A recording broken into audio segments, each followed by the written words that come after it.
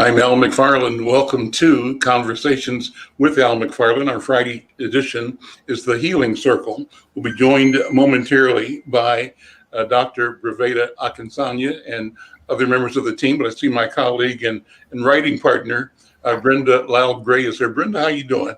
I'm fine, and you, Al? I'm doing well. Good to see you. I don't know if you noticed Monday's paper, you got 3 front page stories. I saw that. Newspaper. So you're burning that candle. Good job. Good work. Thank you so much. Enjoying it. Yeah. Well, thank you for all the energy and the experience and insight that you bring to Insight News. So that's what it's all about. Yeah, but I'm learning from you, publisher. We learn from each other, and I enjoy reading and editing your copy. And this relationship where you're part of these interviews that I do every day, and you generate the story, and I have a chance to collaborate with you in the editing process. I think we end up with very, very, very strong products. It's great. And I think that we're doing great work in interviewing a whole variety of people on a whole variety of topics, from health and education to culture and art to law and ethics to business to government. It's been an exciting journey, and I'm glad that we're taking this tact to communicate, to inform our people. I've said that the 3 I's are the mantra for Insight News. The 3 I's are to inform, to instruct, and to inspire. So that's our job every day. Information. And then what do you do with the information? You need instruction, right?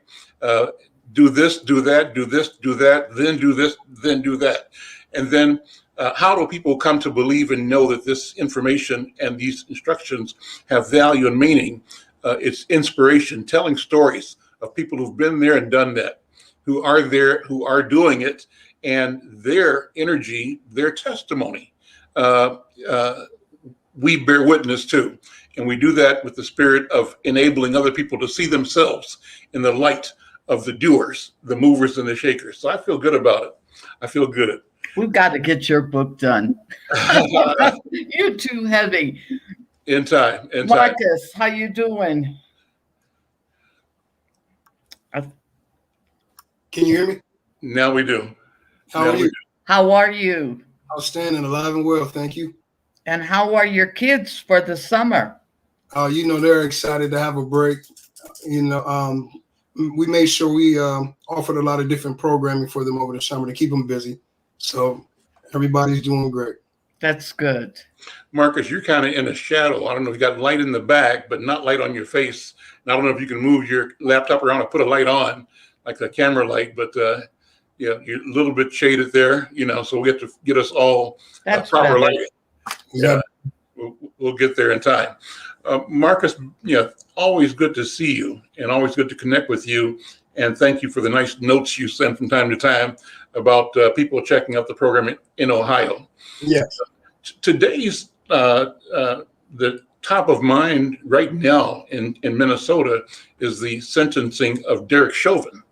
And I wanted to take a minute to reflect on that, not from a scientific lens, but from a personal experiential lens, from the sense of what the heartbeat and the mindset of the community is as we watch the continuing unfolding of this quest for justice around the death, the murder of George Floyd. Today, Derek Chauvin, the former police officer, will be sentenced in the court in downtown Minneapolis. I think the proceedings start in about 20 minutes. And maybe before this show is over, we'll know what the judge is going to impose in terms of a sentence for the charge of second-degree murder. He was also found guilty in the charge of third-degree murder and second-degree manslaughter, I think. Those are the 3 charges that he was found guilty on. But what are you hearing on the street in Ohio as people watch this? And Brenda, what are you hearing through your networks about the status of this trial right now? I'll allow Brenda to go first. Oh, no, Marcus, your guest. You go ahead. Well, there's a lot of anxiety and anticipation just to and a desire for justice. It's a lot of rumblings going on here in Ohio. We've seen a number of examples historically where we haven't felt that justice had been served. So it's just a lot of rumblings and concerns in that area, So trying to build the community's confidence, and to get the youth more comfortable, we have to start building them up to trust in the justice system, because there's a lot of separation there. Because usually the first people we call, we complain about them, but the first people we call when there's an issue, we call law enforcement. So highlighting great law enforcement at this time as well in our community. I had an opportunity to talk to my prayer partner, Officer Gould, and my godfather's a law officer as well. So just making sure they're still okay, and sending those messages out to other young officers as well that want to get into the industry. I even had one of my students, he's 20, he's going to have to wait till he's 21. He wants to become a law officer. So just not discouraging, but encouraging, because, we have to be in those rooms as well. It's important. I have two cousins here in Minneapolis that are in law enforcement. One was with the Minneapolis Police Department. He transferred to the Bureau of Criminal Apprehension, the state police, and is now serving in a reservation community on the, I think, the White Earth Reservation up near Bemidji, Minnesota. And this cousin is, in fact, Native American and enrolled in the Ho-Chunk Nation, which is, part of southern and central Minnesota.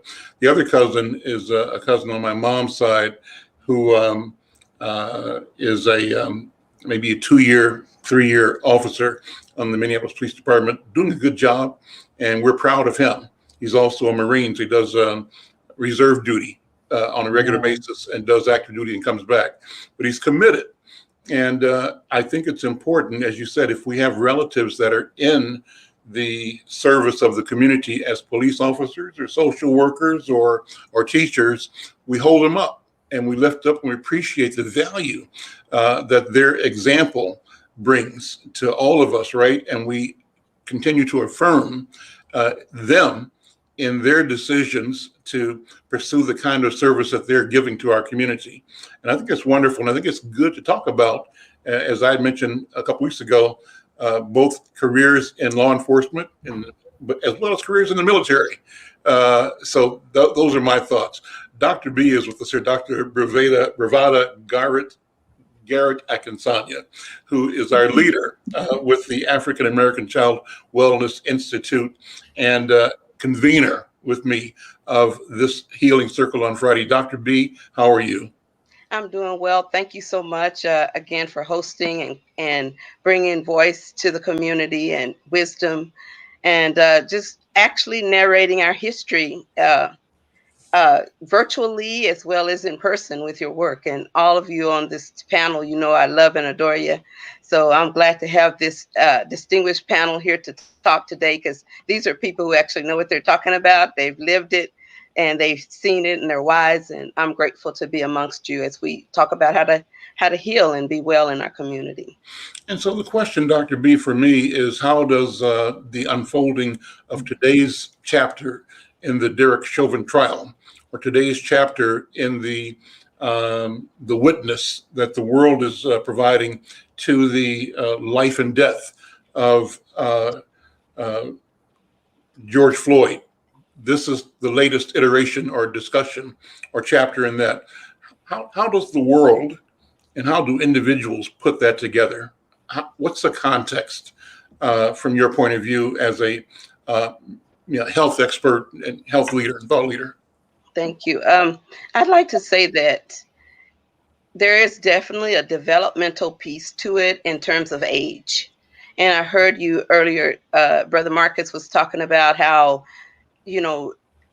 encouraging young men and women who want to go into law enforcement, letting them know that that's a noble profession and that caring for your community in any capacity is a noble act. It's an act of love. It's an act of reclamation of our value and our humanity. So any profession or anything that one does that promotes our healing and our togetherness and our existence and furthers our existence is a great thing. I think about Martin Luther King when he went out with the talking about the garbage men and talking about the people who are custodians and how he said, you know, if you're going to mop or sweep or lay bricks, you do it with pride and you be the best that you can be at whatever it is you do. So when I think about the world looking at us right now, the question is always, are we bearing witness to justice? Are we bearing witness to hope? Are we bearing witness to righteousness and to affirming humanity of another human being, especially ones who's Black? And so the talk in town, from children on up to the geriatric clients that I see in their late 80s, since many of them still are talking about freedom, they're still talking about safety. Am I safe? And what are the signs of safety? If you do something bad to me, is something bad going to happen? Because the first thing children learn is you break that lamp when your mama told you not to run through the house, something bad's going to happen. You learn consequences go with behaviors. And sometimes you learn that grace goes with it. You don't get what you should have gotten and you get something else. So we know, we teach that from early childhood.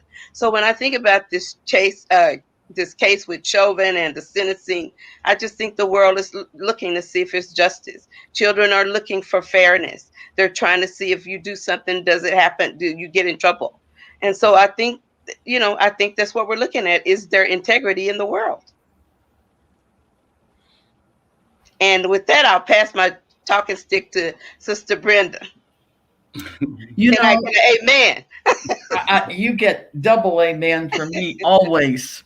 While you were talking, Dr. B, I was thinking about Darnella, and I was thinking about how she has been nominated for the prize, Nobel Peace Prize. Pulitzer, I think. Was it the Pulitzer? Yeah. One of the big prizes. Yeah. And I thought about the global effect of what that says, that had it not been for the video, had it not been for this 17-year-old at the time of her courage of saying, it's not right. I wasn't raised that way. Something about this doesn't look right. Mm-hmm. I mean, that's big to me. And it stands before young people to say that you have to have your input too. And you have to say when something, even in the classroom, in your family, in your neighborhood, it's not right, because killing our children has got to stop. Mm-hmm. It's getting to the point where it's getting to adults, and we're saying we're hurting so bad we can't function, and our children need us. And that young man, Marcus, will tell you more than ever now. Yes, the anxieties that come along. The immune system is like the brain of the body. So a lot of the illnesses that come with the anxieties that we experience from heart disease, the stress, it's having an impact on us even at the younger ages. I had a buddy, he's 44, had a heart attack already. But my stresses are as well. My son just got his license and a car all in the same week. And that's what it comes with pleasure and pain that he did get his license. So the anxiety and in my heart daily, just having a concern, okay, we've gone over this 100 times. You get pulled over, do this. It's a gift and a curse. I can't even explain, but to, making sure you just graduated. So not only that, graduated, license, and car, but no job at this time. So he has a number of job offers, but that fear that comes along with what we've been socially engineered and have seen throughout history is there's a chance, son, that you will be pulled over, a high chance that you'll be pulled over. and I pray that you make it home to us safely. I just How can't. old is your son? How old is your son? He's 18. Okay, great. 18 years old. So, and so he has a multicultural friends, right?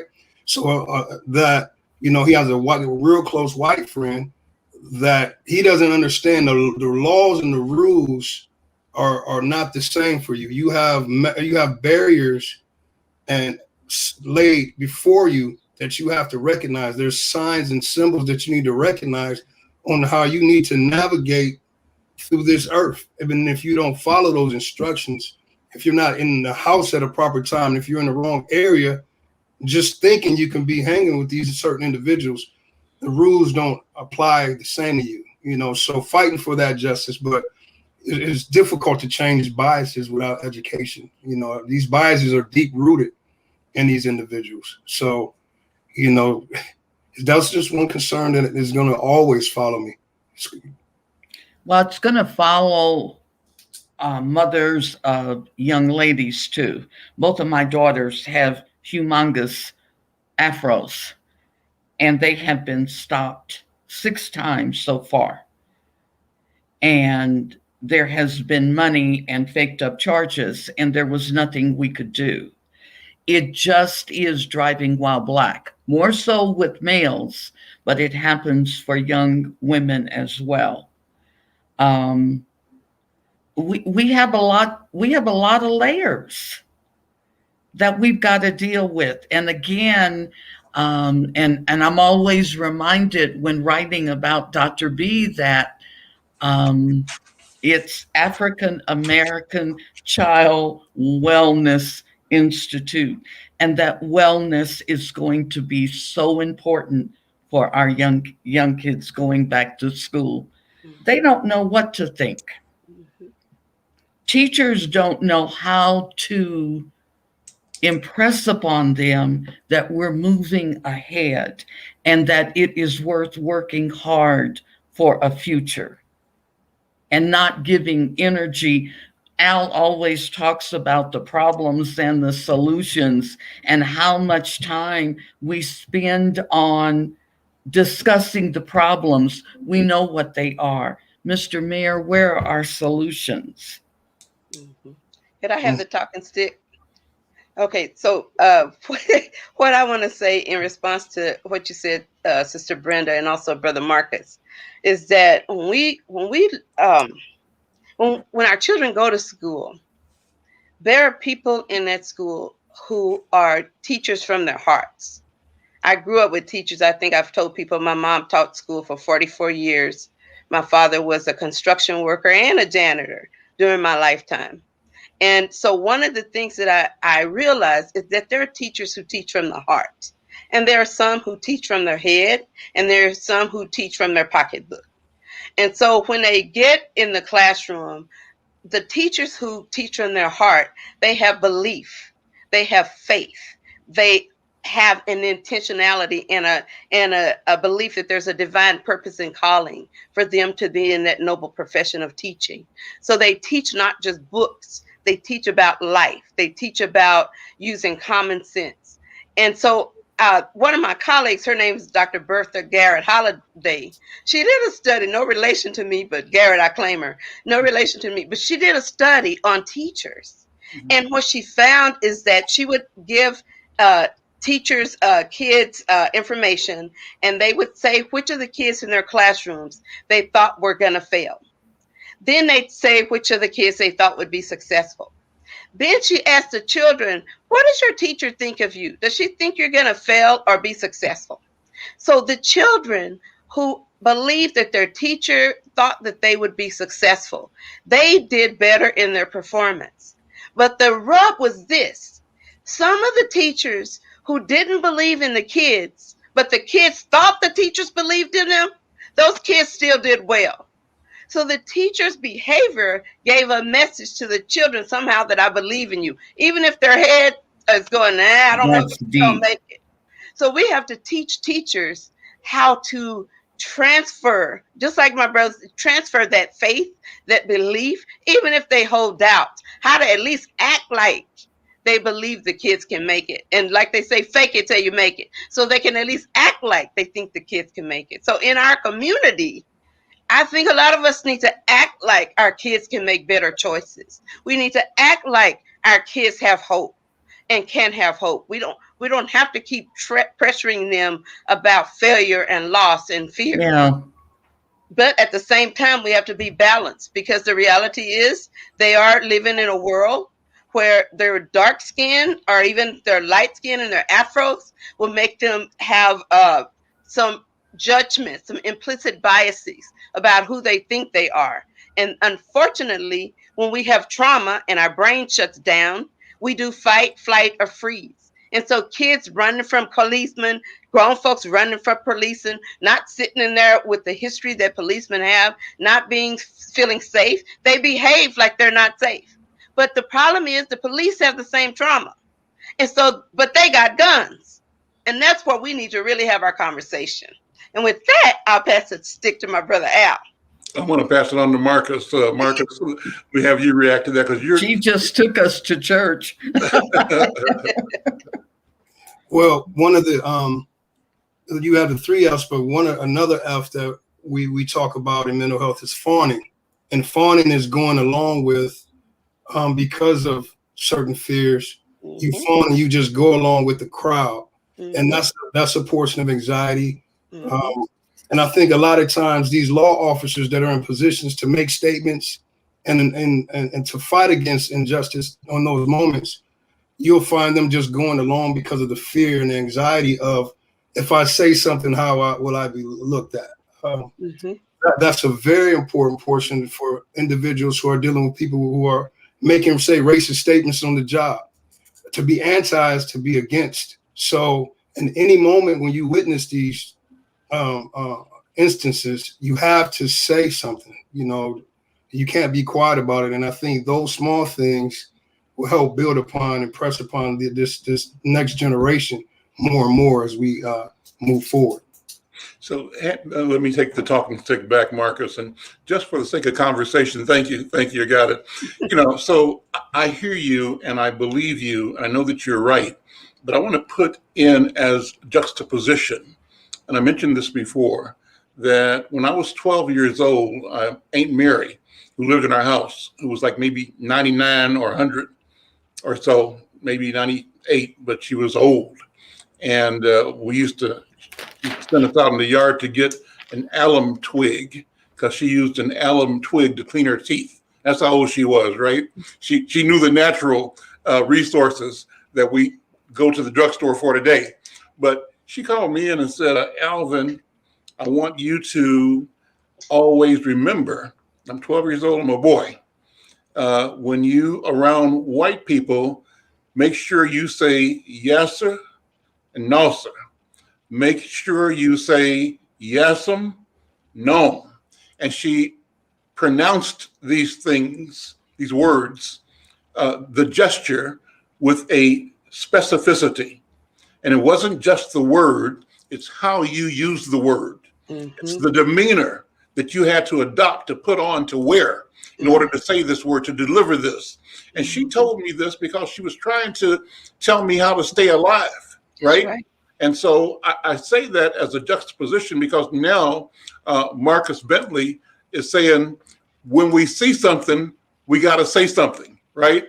But I think my auntie would have said, you know, that whole package of information that she was speaking from out of her truth is different from what you're saying. I think we've moved in the right direction, but I want us to be cognizant of the changing nature of the world and of our times.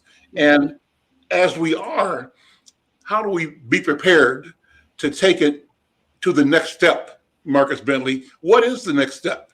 And you're saying, if you see something, say something.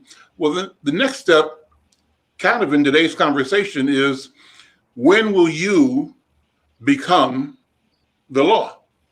We talked about our cousins and our brothers and sisters who are in law enforcement. We talked in the past about our people in military. At some point in time, when do we adopt this sense of equity ownership, where we believe that each breath we take is the breath of democracy, that our thoughts matter that deeply, right? And that our decisions are that critical, and that they have that sense of finality Mhm. in them and of them, because they're important, because we said it. Now, I may be saying too much. I'm going to pass it back to Dr. B. You can straighten me out, Dr. B. I don't think you're saying too much, and I don't think there's much straightening. But when you were talking a moment ago, I thought about my father, and I often tell people that he was born in 1898, and my grandpa was a slave. And so I remember a saying that he taught us early on, a saying that was passed down from one generation of slaves to the next. And this is what he said. He said, wisdom's ways you wisely keep. 5 things observe your care. Of whom you speak, to whom you speak, and how, and when, and where.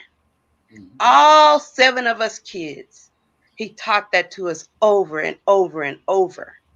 So when we speak to power, to whom are we speaking? Mm-hmm. Where are we speaking? How are we speaking? When are we speaking?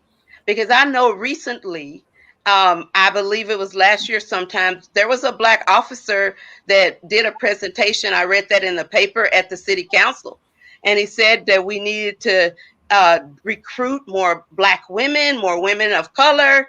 We need to get more officers of color.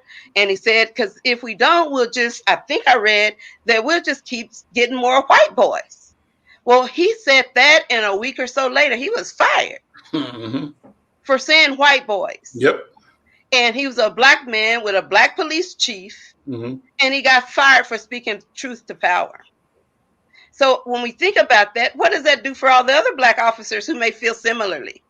They're not going to speak up. That's like Willie Lynch. That's why you got lynched, so the rest of the slaves would behave. So how do we? I'm just drilling down, going deeper. If we're gonna do this talk, let's take it on so that we can be instructive. But we have to be honest about what we're up against, Mm-hmm. and how we can creatively overcome it. Because that kaumba, the creativity in us, that's the only way out for us. We have to make a way out of no way and create that power in our communities.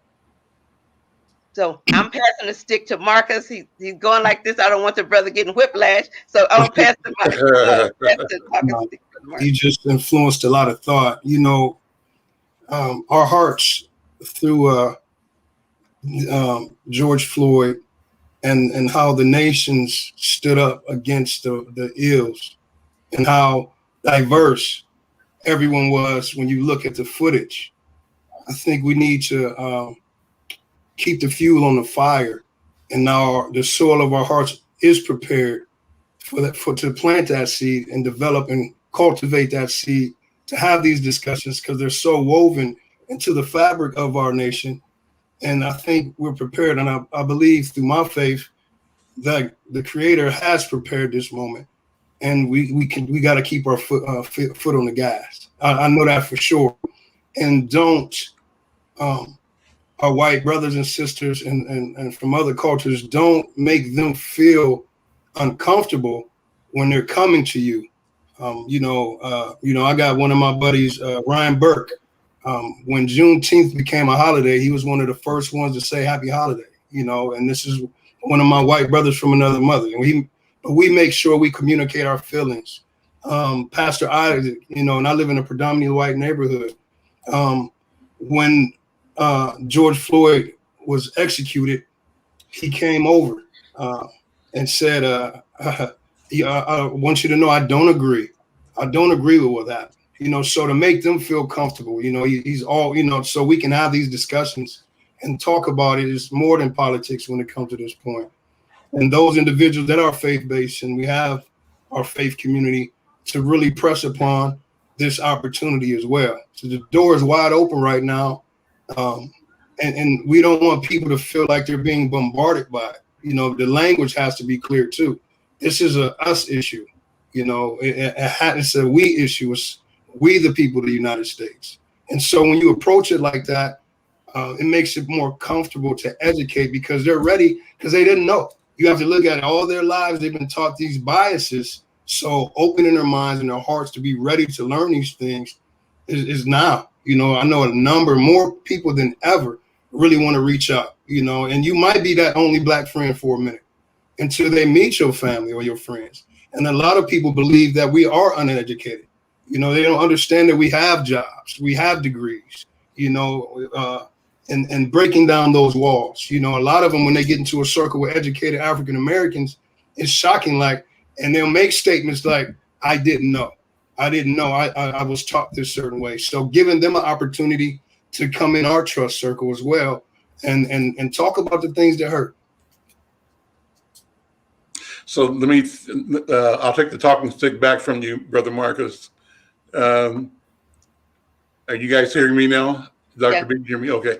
And so I'm just throwing this out to keep the conversation mixed up. I remember listening to, I believe it was either Toni Morrison or one of the other great, you know, women writers. I think it was Toni Morrison being interviewed by maybe Bill Moyer or somebody on public TV. Mm-hmm.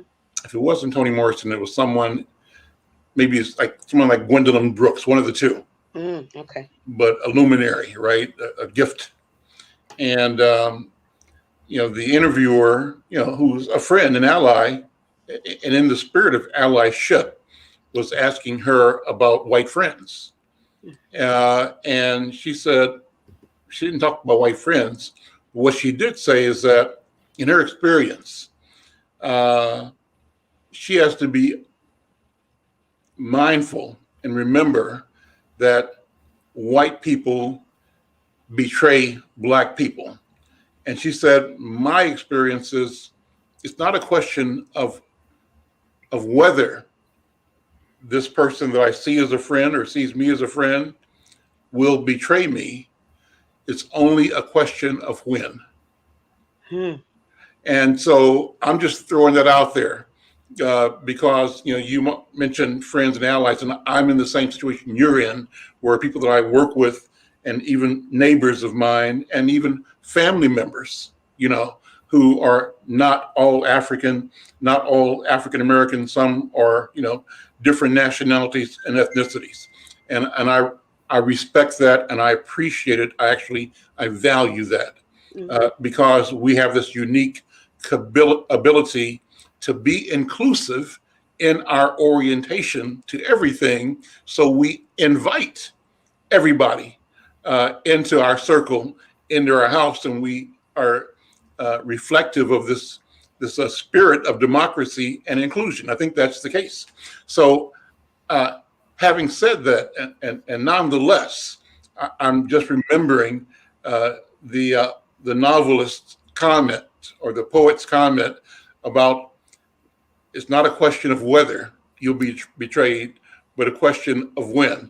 Dr. B, is that good advice, sound advice, or simply advice based on lived experience that you don't have to judge, just be aware? What do you think, Dr. B? I'm passing the stick back to you. Okay, thank you. I'm happy to take it because what you just kind of triggered in me is some psychological work that has been done on identity development. And there's a model about how to become Black. It's called negrescence, the process of becoming Black. But there's also a model of how to see yourself, how to see your identity in the context of whiteness. And that's called the minority identity development model. But in both models, the first stage is conformity and overvaluation of white people. And white people have it. They see white culture as better. Black people see white culture as that better. And we are taught that in that first stage called conformity. In the second stage, they call it dissonance, where there's confusion over your bias of if you're white or if you're Black, your bias and preference for white. Why do I have this? So you run against all of these stereotypes you hold about what Black people are, and they get shattered. Even if you're a Black person, you may have a stereotype that black folks, they gonna steal. We're gonna have a party. Somebody pooking them gonna come up there and bring a gun. Or somebody gonna get. We have all of these stereotypes ourselves. Mm-hmm. So in that dissonance stage, when you're with people and they break that stereotype, you get kind of confused. Then the third stage is called immersion. Because you're angry that you preferred white for so long, you become like a person who over-identifies with people who've been victims. You over-identify. I remember when I was in that stage, my brother said, because I'm short, he said I was like a militant midget. Because I grew a fro like Angela Davis. I started wearing dashikis. Then, kill all the white folks, take our land back, get our power. Oh, you should have seen me. I was in college about that age, standing on benches, giving speeches in front of the student union. And so when you're in that state, you're on fire because you don't know that you didn't know what it meant to be black. You didn't understand that you go in with shame because you go in saying yes and you had to survive. Mm-hmm. And now your parents did scrub floors and worked in white folks' stores so you wouldn't have to. Now you're in college and you may be the only one or two in your college, in your church, in your neighborhood. And then you get in that space and you start realizing we were more than slaves. We were kings and queens and scholars and astrologers. We were the first scientists. We discovered that. And when we learn, we lose and shed that shame and it's replaced with pride. But in that space of immersion, only black will do. That's when I joined Delta Sigma Theta. That's when I joined Black Voices Choir. That's when I joined the student organization of Black Unity. So boo. So I was in that space. And one of my sorority sisters cheated on me. I knew I couldn't stand white folks. But then my sorority sister told me my boyfriend had a long head and it looked like a hammer, and I looked at it and it did look hammer shaped. So I decided to stay in one weekend and study. By Sunday, when I went into church to pray for the study in the stick, who was sitting up there with my boyfriend? But my sorority sister, this black sorority sister, took my man over the weekend. So then I had to understand black on black betrayal. And that's when I realized and at the same time, it was a little white girl from Minnesota. She would sneak behind the library because the white kids wouldn't let me come to the study groups. She sneaked behind the library every Wednesday and sneaked me the notes from the study groups, like the Underground Railroad. And so I grew to love her. And that's when it hit me. I said, I can't love her. She's white. Then it hit me what Martin Luther King said. You can't judge people by the color of their skin, but by the content of their character. Then you start introspection and deciding who you should be hanging with and why you should. And then finally, it's that last stage. We call it a synergistic awareness, where you articulate who you are and you understand that to be pro-black, you don't have to be anti-white. To be pro-woman doesn't mean you have to be against men. And you understand that people who aren't in your group may have a bias against you. And education will teach them and exposure will teach them, but you keep a healthy paranoia. That's what the psychologists say. To be healthy, you need to keep a healthy paranoia. Because everybody doesn't go to diversity training. Chauvin went, he didn't learn a thing. Mm-hmm. So everybody doesn't get it. Just like the Bible parable about throwing the seeds. On some fall on good soil, some don't. So to me, what you've just introduced is the idea of how to select healthy people to align with. And is it okay to be uncomfortable if you are a white person in the presence of black folks? Because we're uncomfortable with them, especially if they got a badge or falling behind us in a car. Mm-hmm. So I'm just going to pass the stick now to Sister Brenda. I'm speechless. I'm just saying. Yep. I really don't have anything to say. I just, I think about the day and I think about what's going to happen within hours when we get news. But I think that all of your categories that you just mentioned, our young people need to be able to fill into that.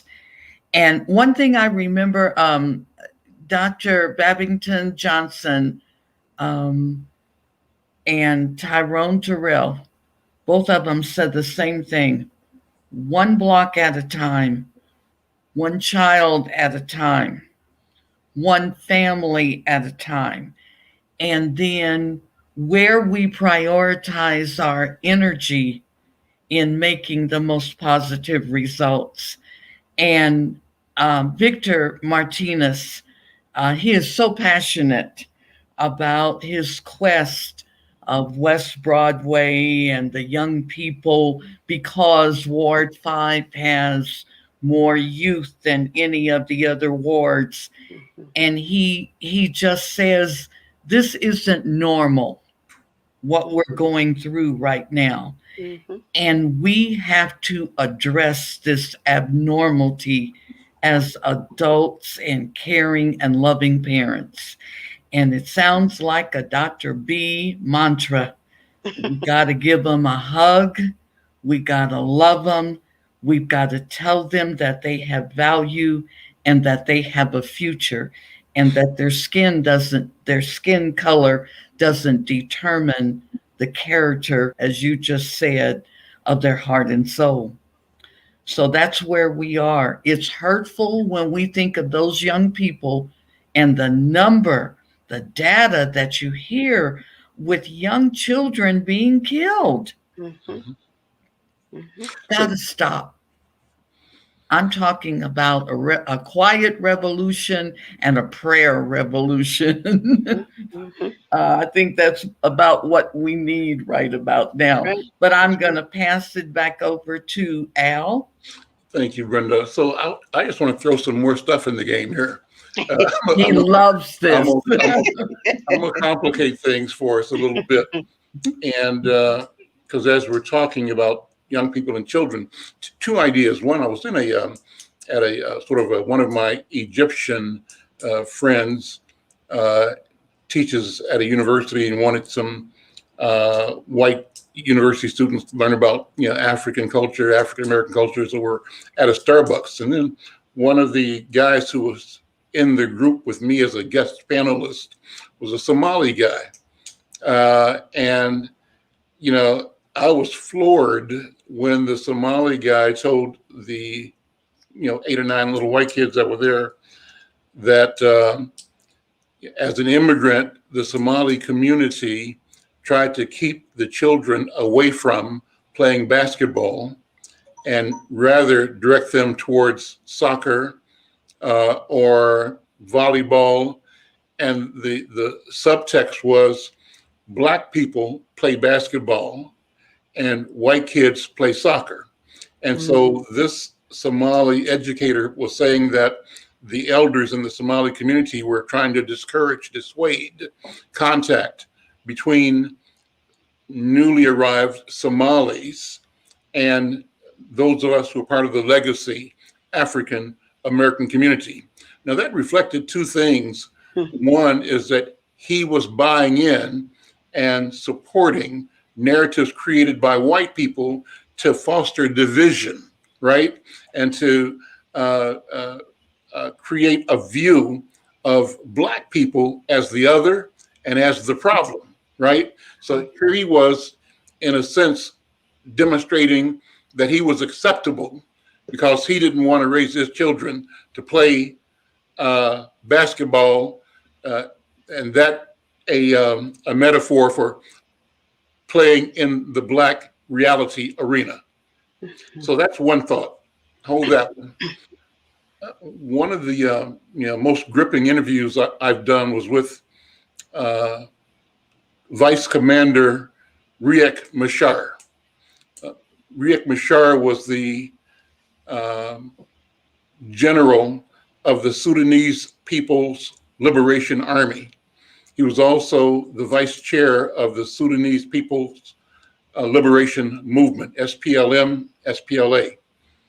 He was a battlefield commander, and he was at my office here in North Minneapolis and on a couple of radio interviews that I did with him in the studio at KFAI, and also at a panel that I did at, I think, Augsburg College or Hamlin, one of the universities. I invited members from the but the Sudanese community. This was after the wind down of the war in Sudan.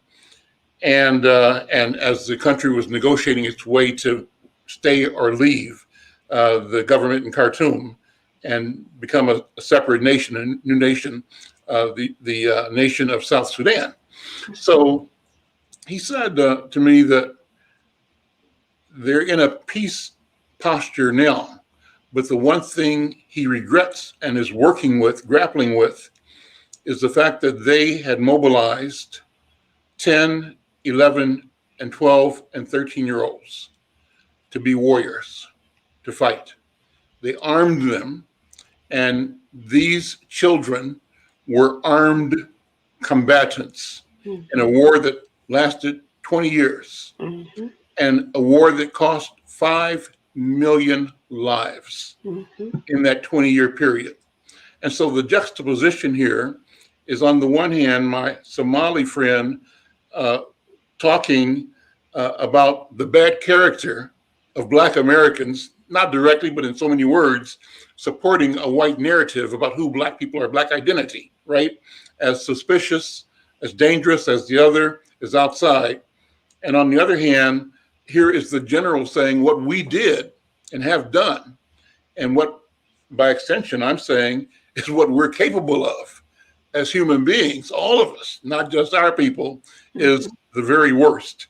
When you mobilize children, 8, 9, 10, 12 years old, his challenge then was, how do I reverse that, move them out of this both drug and military posture, because they use drugs in part to anesthetize these children, to have them go do the unspeakable, right, on the battlefield. And how do we bring them back to a sense of normalcy, of what being a human being is. So my thought here is, I weigh, the attitude of the Somali friend of mine, and I know that, Somalia had the same experience as Sudan, variations on theme. All of the nations emerging out of Africa, emerging out of colonialism, imperialism, had variations on theme in terms of an experience like that.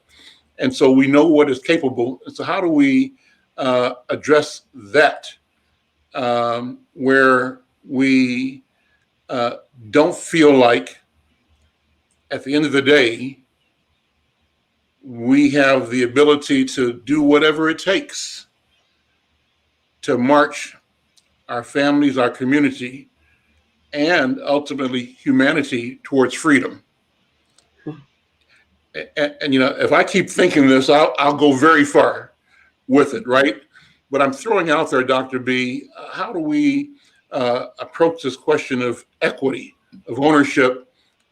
And this is in the spirit of Brother Marcus's comments: always tell the truth, tell our truth, always speak up, challenge and criticize disinformation, misinformation, arrogance from those that are speaking with intention, or misinformation, ignorance, both of which are stifling to our humanity and our development.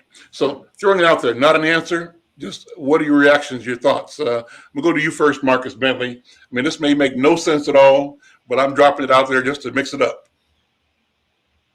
Well, you made me think about internalized racism and how it's passed down not only through the ideals of families and communities, but genetically. You begin to genetically fear, and those genetic fears are fed by media outlets and educational systems. So by implementing interventions in the educational systems and educating not only the educators, it will influence the ideals of society. So our educational systems are broken, especially when it comes to educating our youth.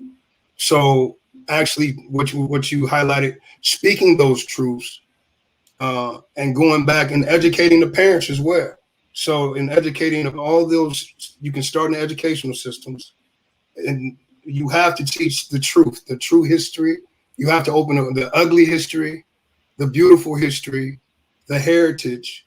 And like you said, with colonialism, these are the word race if you look at the word race historically, is derived from the race to strip Africa of its natural resources. So the word race has been developed and designed over the years, you know, and if you look at the history of the word itself, but it's about product. It's about a capitalistic thought and power and manipulating power and creating this ideal, which we talked about before, that there's not enough. So they create this ideal that we're fighting over crumbs, or there's not enough room, and that's a lie. So if they play that game, and then now we fall back and fall victim to this competitive lifestyle that you're trying to force people down. So you got the corporate ladder. You feel in our educational systems that you got to oppress people and press people down to get what you need, and you don't have to do that. So to work together, it would really, the world would change if we work together. You know, there's more than enough space and opportunity to grow and to spread the love, to spread the truth, spread the love, spread the resources. I love that. Dr. B, what do you think? I just want to say amen to what he said, because the truth is that there's space in our hearts. That's the part of us that has an endless capacity to put more people in it. There's always more room. Folks can scoot over in your heart. And when you do that, that's why when I do diversity training, I don't talk to people's heads first. I talk to their hearts. Because when we were children, that was the part that led us. And if we can just remember who we really are and who we were created to be, love will overcome it. Love will overcome fear and ignorance and will give us courage. So Brother Marcus is talking about love. Love for yourself and love for each other. So I just say I agree. I can pass it to Sister Brenda before we wrap it up. Right. My grandmother used to tell me that I was like that banana popsicle. I could just keep licking and enjoying and enjoying. And she said, baby Dow, you enjoy yourself. And I think that's what we have to tell our children. And I was listening to Mitch McConnell the other night about the 1619 project. And one of my former students sent me a Facebook and said, B. Gray, do you remember how many times you taught the Diary of Anne Frank? And we could study the Holocaust, but the only thing that we knew about Black history was slavery. You told us about Timbuktu. And we started studying, and they became empowered. And I became empowered through them. And that's who we've got to reach. And we have to reach those babies by knowledge and about the time that we're living in right now. We've been through it. I mean, 2020 was just like, wow. But now we got to go beyond. And we've got to grab the chance and the opportunity, and we've got to stand up, and we just have to yell. I just finished this article on Spider Hamilton, and Spider Hamilton said that James Brown pointed at the band, and he said, I'm yelling, take it to the bridge. And that's what we need to do, is to take our children to the bridge and tell them, no, you don't have to jump. You just have to build a stronger one. So I'm just hoping we can get to the parents, because as you say, Dr. B, the ruin of a nation starts within the family. So anyway, thank you. I always love Fridays. It's just great. And Marcus, just continue doing your work, because boy, you are really impressive. God You is really are. Thank you. God is good. Marcus, before we close, let people know again about your organization, because people may want to send you some money. Lava. Well, the name of our organization is Lava Athletics, and Lava stands for Learning Abilities for Victory and Achievement. We're a sports theme organization, so we use athletic themes and sports to encourage the youth and build unity. You know, so that's in a nutshell. We do a lot of community development projects and team building. So a collaborative relation like this is important.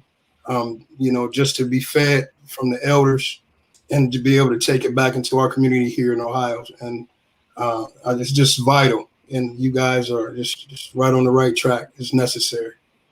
We're going to try to get your buddy on from, he's in Atlanta, I think, who's a former Minnesota Viking. Yes, Dwight Smith. Dwight Smith. We were trying to get him connected to the program. Yeah, let him know I said hello. We're looking forward to him. And what would be great, Marcus, is to have a conversation about the recent discussions about paying athletes in college. I think that's a big turning point. I think. I mean, I'm not following athletics, but I'm following that. And I'd love to have your comments and have our community discuss That would be good. How we've exploited athletes and how that table has to be turned as well, and are moving in the right direction. I like that. Okay. Great. Dr. B, final word for you. All I'd like to say is thank you all for joining us on the Healing Circle. And I want to say that COVID didn't get us. We're still standing. Cops didn't get us. We're still standing. And as we stand on the shoulders of our ancestors, we can only see a large, wonderful horizon above, in front of us. So we have to nurture, love, keep each other well, keep each other accountable, and know that we are resilient and we're still rising. I'm Al McFarlane. We'll see you next time. Take care. Wow.